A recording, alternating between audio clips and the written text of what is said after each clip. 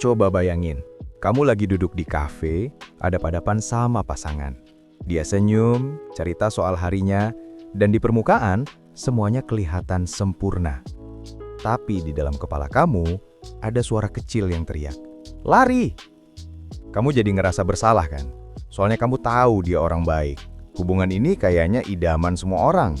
Tapi, perasaan pengen kabur itu nyata banget, sampai bikin sesek. Terus kamu mulai mikir, "Gua kenapa sih?" Kalau skenario barusan kedengeran familiar, kamu nggak sendirian kok. Banyak dari kita pernah ada di posisi itu, di mana logika sama perasaan rasanya tabrakan. Pasangan udah baik, hubungan kelihatan ideal, tapi jauh di lubuk hati, kita malah gelisah, cemas, dan pengen lari. Seringnya, masalahnya itu bukan di pasangan kita atau kekurangan hubungan kita, tapi di kesiapan diri kita sendiri. Ada luka-luka batin dan pertanyaan tentang diri sendiri yang belum selesai, yang tanpa sadar malah menyabotase kebahagiaan kita.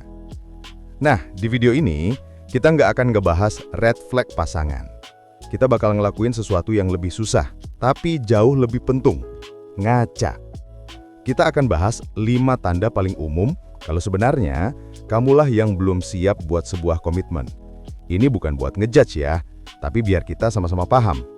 Coba perhatikan dengan jujur, poin nomor berapa yang paling terasa kamu banget.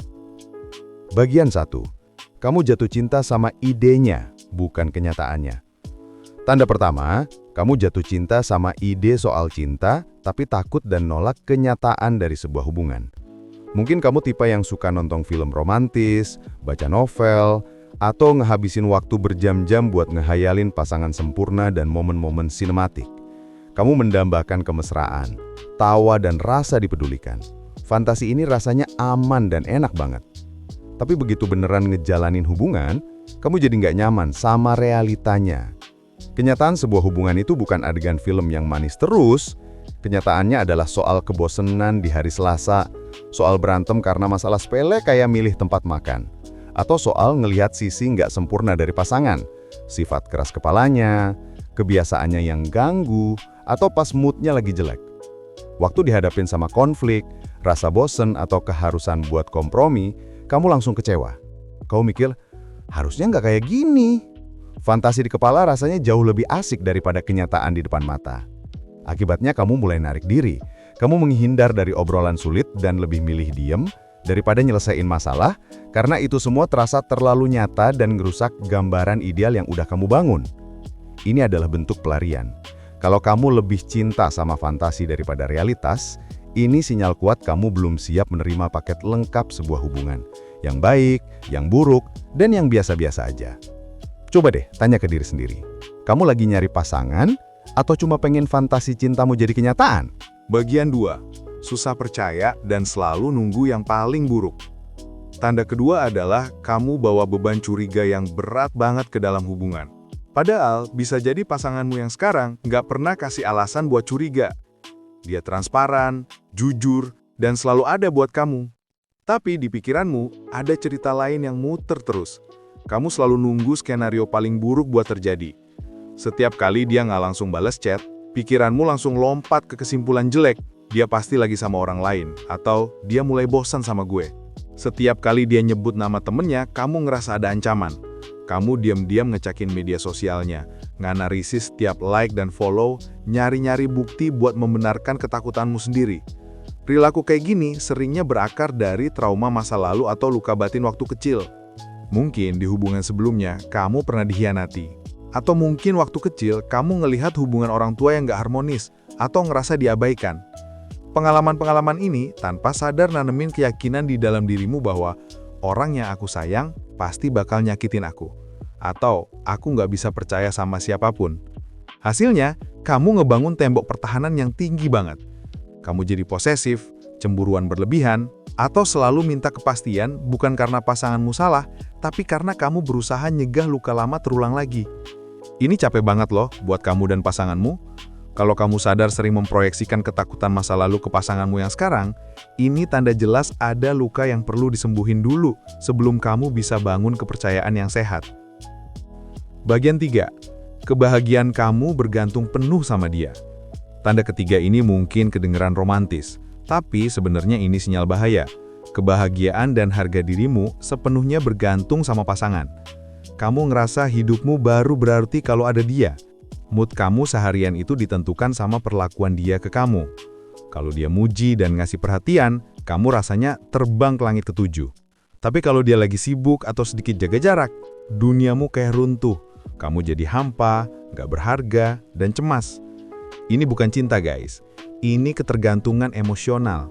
Ini tanda ada kekosongan di dalam dirimu yang kamu harap bisa diisi sama orang lain. Mungkin kamu belum nemuin tujuan hidupmu sendiri, atau kamu nggak punya teman dan keluarga sebagai support system di luar hubungan. Kamu belum belajar jadi sumber kebahagiaanmu sendiri. Harga dirimu nggak datang dari dalam, tapi dari validasi orang lain. Contohnya, kamu selalu butuh persetujuan dia buat segala hal, dari baju yang kamu pakai sampai keputusan karir. Kamu rela ngubah hobi, pendapat, bahkan prinsipmu biar cocok sama dia, karena ketakutan terbesarmu adalah kehilangan dia. Hubungan sehat itu dibangun oleh dua orang yang utuh, yang saling melengkapi, bukan saling mengisi kekosongan. Kalau kamu ngerasa nggak bisa bahagia tanpa pasanganmu, itu bukan tanda cinta yang besar, tapi tanda bahwa kamu perlu mundur sejenak dan belajar buat ngisi cangkirmu sendiri dulu. Pernah nggak kamu ngerasa panik ngebayangin hidup tanpa dia? Bukan karena cinta, tapi karena takut sendirian. Bagian 4, tiap diajak ngobrol masa depan, kamu menghindar. Tanda keempat ini salah satu yang paling jelas. Kamu aktif menghindar atau nggak nyaman banget kalau diajak ngobrolin masa depan. Tiap kali pasanganmu coba bahas topik kayak, kita 5 tahun lagi gimana ya? Nikah, punya anak, atau bahkan sekadar ngerencanain liburan tahun depan, kamu langsung ngerasain reaksi nggak enak di badan dan pikiran. Mungkin perut langsung mules, dada sesak, atau pikiran mendadak ngeblank. Kamu secara refleks bakal ganti topik, ngeluarin bercandaan biar suasananya cair lagi, atau tiba-tiba bilang, jalanin aja dulu, tanpa mau ngejelasin lebih lanjut. Buat pasanganmu, ini bisa bikin bingung dan sakit hati. Tapi buat kamu, ini cara buat pertahanan diri. Rasa takut sama komitmen atau yang sering disebut gamofobia ini, seringkali bukan berarti kamu nggak cinta sama pasanganmu. Malah, ini adalah ketakutan yang lebih dalam. Mungkin kamu takut kehilangan kebebasan yang selama ini kamu nikmati. Atau kamu takut kejebak di hubungan yang salah, kayak yang pernah kamu lihat di orang tuamu atau kamu alami sendiri. Kamu takut salah ambil keputusan dan akhirnya nyesel. Resiko buat disakiti rasanya terlalu besar buat ditanggung. Sikap menghindar ini adalah bentuk sabotase diri. Kamu pengen dekat, tapi di saat yang sama, kamu ngedorong dia menjauh waktu hubungan mulai jadi terlalu nyata dan serius. Kalau setiap obrolan soal masa depan terasa kayak ancaman, bukan sebuah kemungkinan yang indah, ini sinyal gede kalau kamu belum siap buat melangkah lebih jauh. Kamu perlu jujur sama diri sendiri. Apa sih yang sebenarnya kamu takutin? Bagian 5, kamu merasa kehilangan diri sendiri. Tanda terakhir adalah perasaan kalau kamu pelan-pelan kehilangan dirimu sendiri di dalam hubungan. Coba ingat-ingat deh. Sebelum ketemu dia, kamu punya hobi yang kamu suka, punya geng yang solid, dan punya mimpi-mimpi pribadi yang pengen kamu kejar. Tapi seiring berjalannya hubungan, semua itu kok mulai luntur. Kamu berhenti ngelakuin hal yang dulu kamu senengin, karena waktumu habis buat dia, atau karena dia nggak suka. Kamu jadi jarang ketemu teman-temanmu, karena lebih mentingin jadwalnya. Tujuan pribadimu jadi nggak penting lagi dibanding tujuan kalian berdua. Kamu mulai ngikutin seleranya, pendapatnya, bahkan cara bicaranya. Sampai di satu titik kamu ngaca dan nanya, aku ini siapa sih? Kehilangan jati diri ini sering banget berakar dari rasa insecure yang dalam. Kamu mikir, biar bisa dicintai, kamu harus jadi versi perfect yang dia mau. Kamu takut kalau kamu nunjukin dirimu yang apa adanya, dengan semua keunikanmu, dia bakal pergi. Jadi kamu ngorbanin diri sendiri dengan harapan hubungan jadi lebih aman.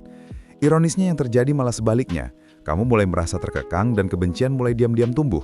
Hubungan yang sehat itu harusnya ngasih kamu ruang buat tumbuh sebagai individu, bukan malah bikin kamu jadi menciut. Pasangan yang tepat bakal ikut senang sama hobimu, ngedukung pertemananmu, dan nyemangatin kamu buat ngejar mimpi. Kalau kamu ngerasa identitasmu makin terkikis demi sebuah hubungan, ini tandanya kamu belum cukup percaya diri buat jadi pribadi yang utuh dalam sebuah kemitraan. Kesimpulan. Jadi dari kelima tanda tadi, ada yang bikin kamu nyeletuk, ini gue banget nggak? Kalau iya, jangan panik dan jangan ngejudge diri sendiri. Mengakui dan sadar sama hal-hal ini bukanlah sebuah kegagalan, justru ini langkah pertama yang gede banget dan berani menuju kesadaran diri. Seringkali kita terlalu fokus nyari pasangan yang tepat, sampai kita lupa nanya ke diri sendiri, apa aku udah jadi orang yang tepat buat diriku sendiri? Hubungan yang sehat itu dimulai dari dua orang yang utuh, yang udah damai sama masa lalunya, yang tahu nilainya, dan gak bergantung sama orang lain buat bahagia.